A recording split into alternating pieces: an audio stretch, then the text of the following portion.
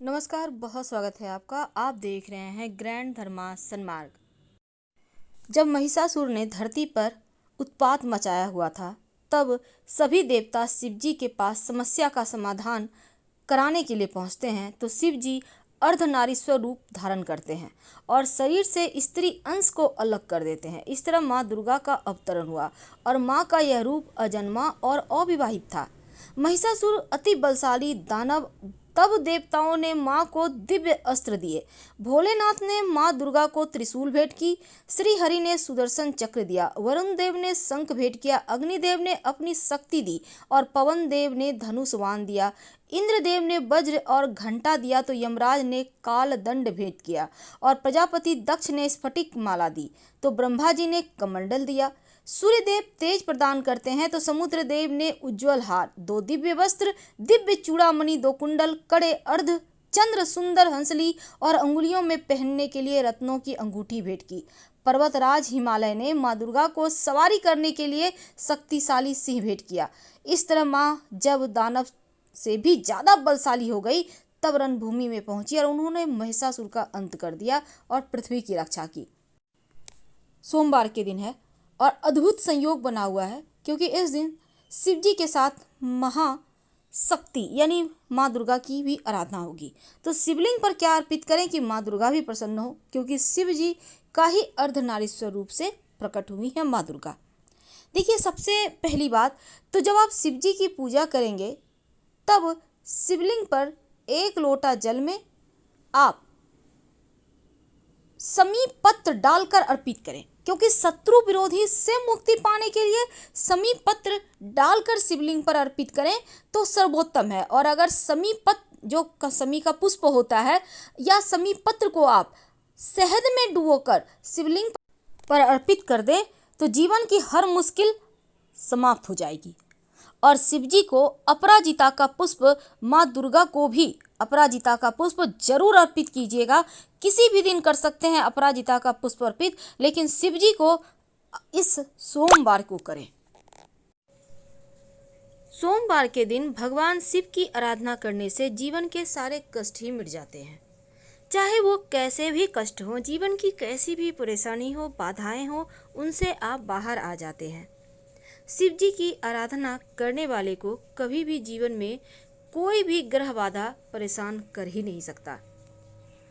शिव जी पर तमाम तरीके के चीजें, वस्तुएं अर्पित की जाती हैं ताकि आपके जीवन के परेशानियों को दूर आप कर सके।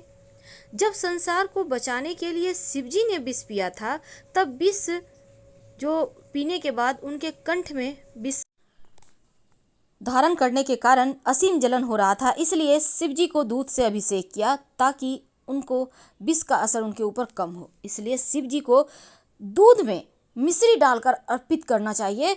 ये आपके जीवन की हर मुश्किलों को समाप्त करेगा। लेकिन देखिए, तो इस बार नवरात्र का समय है और नवरात्र के दिनों में शिव जी को मनाने के विशेष प्रयोग किए जाते हैं।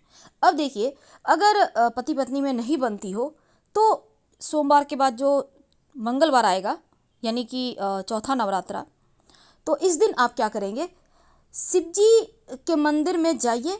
शिव जी के मंदिर में 5 देवी देवता रहते हैं, माँ दुर्गा, ब्रह्मा, विष्णु, महेश, गणेश जी। तो वहाँ पर जाकर एक पान का पत्ता और बटर ले जाइए, बटर यानी मक्खन। तो शिव जी के मंदिर में जाएं। पति पत्नी में नहीं बनती है या आप लोग दूर दूर रहते हैं, चाहते हैं करीब आ जाएं, तो आप शिव जी के मंदिर में जाइएगा। और अगर माँ दुर्गा का मंदिर हो तो बहुत अच्छा। तो मंदिर में जाने के बाद जो माँ पार्वती की मंदिर है, वहाँ पर जाकर आप एक पान के पत्ता पर थोड़ा सा बटर माँ पार्वती के सामने अर्पित कर दें और दूसरा पान पत्ता पर थोड़ा बटर रखकर माँ पार्वती के मंदिर के पीछे रख दें। अगर माँ दुर्गा को मंदिर है तो आप वहाँ पर भी कर सकते हैं। वैवाहिक जीवन की हर समस्या समाप्त हो जाएगी।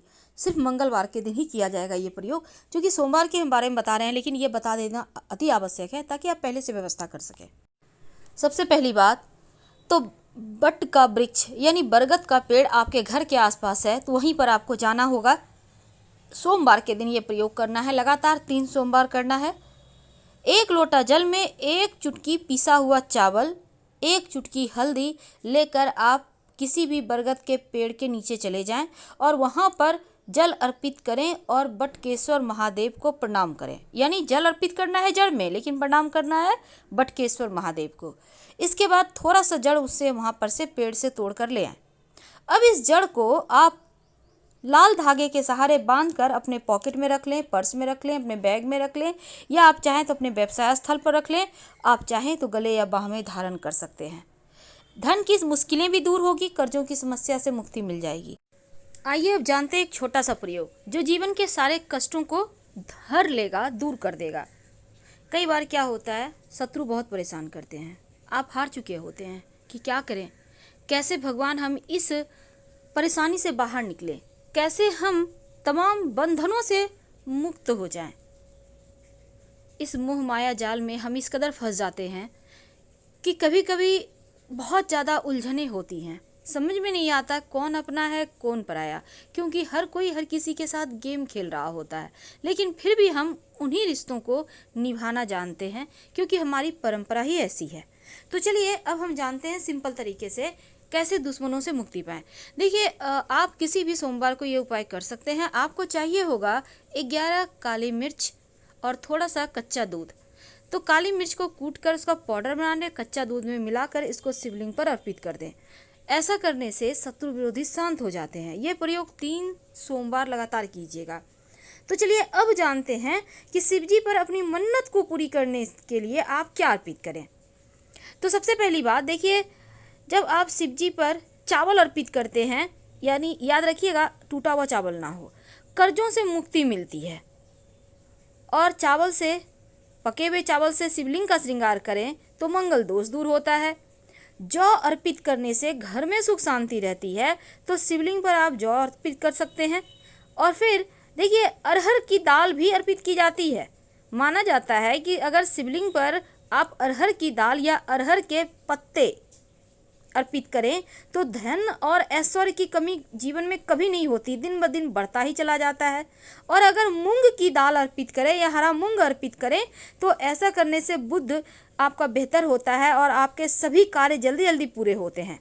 शहद अर्पित करें तो शत्रु विरोधी शांत होते हैं। अगर चीनी अर्पित करें तो जीवन के दुखों का नाश होता है, दरिद्रता समाप्त होती है। काला तिल अर्पित करें तो घर में पारिवारिक कलह कलेश दूर हो जाती है, शनिदेव की बाधाएं शांत होती है और जनेऊ अर्पित करने से हर कार्य में सफलता मिलती है।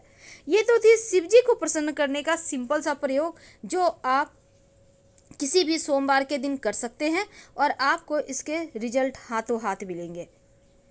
जीवन के तमाम कष्टों से बाहर निकलने के लिए आप शिव जी के शरण में ही आइए, क्योंकि भगवान शिव को अजन्मा अविनाशी माना गया है और भगवान शिव सभी देवताओं से अलग मंदिर में शिवलिंग के रूप में पाए जाते हैं। और इसीलिए जब भी आप उनकी आरती करें शिव जी की, तो 1, 5, 7, 11 या 21 बातियां रखकर ही आरती करें, या आप चाहें तो कपूर से भी आरती कर सकते हैं। जब भी शिव जी की आरती करें ओम की आकृति बनाकर ही आरती करें। ऐसा करने से जीवन के कष्ट कम होते हैं, सुख शांति बढ़ती है। शिव जी की पूजा में दक्षिणा जरूर अर्पित किए जाते हैं। दक्षिणा में कैसे करेंगे अर्पित? एक पान का पत्ता लेंगे, उसके ऊपर सुपारी, सिक्का, लौंग, इलायची, थोड़ी सी मीठी वस्तु लेकर आप शिव जी के पास सबसे अंत में पूजा करने के बाद रखने के बाद आरती करना है। और जब शिव जी की पूजा हो जाए तब नंदी की कान में अपनी मनोकामना जरूर कहिएगा। और अगर दुश्मन ज़्यादा परेशान करे तो लाल गुड़हल के पुष्प भी अर्पित करने का विधान है शिव जी को। शिवलिंग पर दूध में मिश्री डालकर अर्पित करने से, जिसको हम मीठा दूध कहते हैं, समस्त सिद्धियां प्राप्त होती है। तो शिवलिंग पर अपने ग्रहों की पीड़ाओं से मुक्ति पाने के लिए बहुत सारे प्रयोग भी किए जाते हैं, लेकिन एक छोटा सा प्रयोग देखिए। सबसे पहली बात तो बहुत सारे लोग कहते हैं शिवलिंग पर चढ़ा हुआ प्रसाद खाएं या ना खाएं।